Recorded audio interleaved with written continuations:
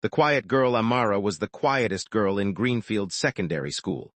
She never joined gossip, never interrupted anyone, and always sat alone during lunch with a book in her hands.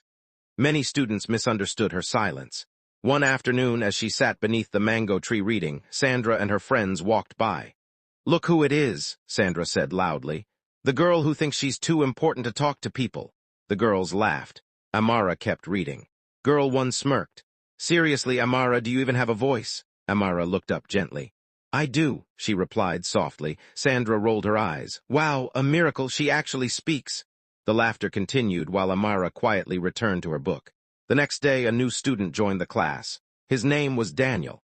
During lunch break, he noticed Amara sitting alone under the same tree. Carrying his food tray, he walked toward her.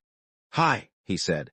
"Can I sit here?" Amara looked surprised. "If you want," she answered. Daniel sat down. For a few moments, neither of them spoke. Then Daniel smiled. "You know, most people hate silence. I actually enjoy it." Amara looked at him. "Really? Of course," Daniel replied. "Silence helps me think. Besides, not everyone has to be loud." A small smile appeared on Amara's face. "You are different," she said. Daniel laughed. "I was about to say the same thing about you." For the first time in a long while, Amara laughed softly. Over the next few days, they became friends. One afternoon, Daniel asked, "Why do you always sit alone?" Amara remained quiet for a moment. "I don't know," she finally said.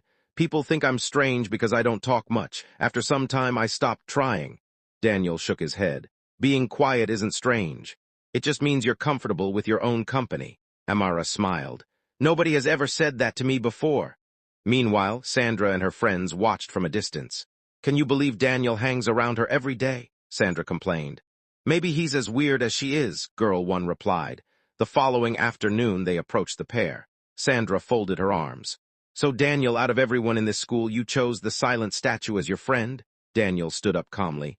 "Her name is Amara," Sandra scoffed. "Whatever, she never talks anyway." Amara lowered her eyes. Daniel looked directly at Sandra. "Have you ever tried talking to her kindly?" Sandra hesitated. Girl 1 interrupted. "Why should we? She ignores everyone." Amara finally spoke.